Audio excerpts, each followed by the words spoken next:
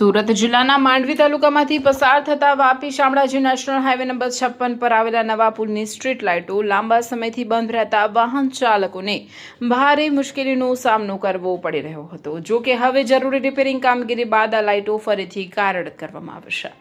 માંડવીના ધોબડી નાકાથી તરસાડા 12 સર્કલ વચ્ચે આવેલા નવા પુલ પર સ્થાપિત સ્ટ્રીટ લાઇટના પોલ છેલ્લા ઘણા સમયથી બંધ હાલતમાં હતા, જેના કારણે રાત્રિના સમયે સમગ્ર પુલ પર અંધારપટ છવાયેલો રહેતો હતો અને વાહન ચાલકો માટે અકસ્માતનું જોખમ વધ્યું હતું।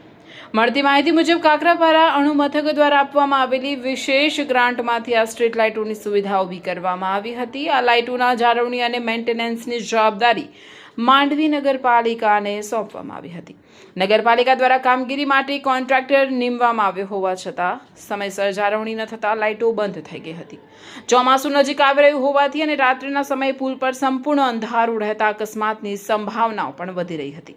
સ્થાનિક લોકોને વાહન ચાલકો દ્વારા રજૂઆતો બાદ હવે જરૂરી રિપેરિંગ કામગીરી હાથ ધરી સ્ટ્રીટ લાઇટો ફરી શરૂ કરવામાં આવશે।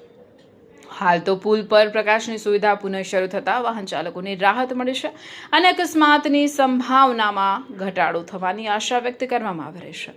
જો કે હવે પ્રશ્ન એ છે કે આ લાઇટો કેટલો સમય સતત કાર્યરત રહેશે અને માંડવી નગરપાલિકા તેની નિયમિત જાળવણી સુનિશ્ચિત કરી શકશે કે નહીં।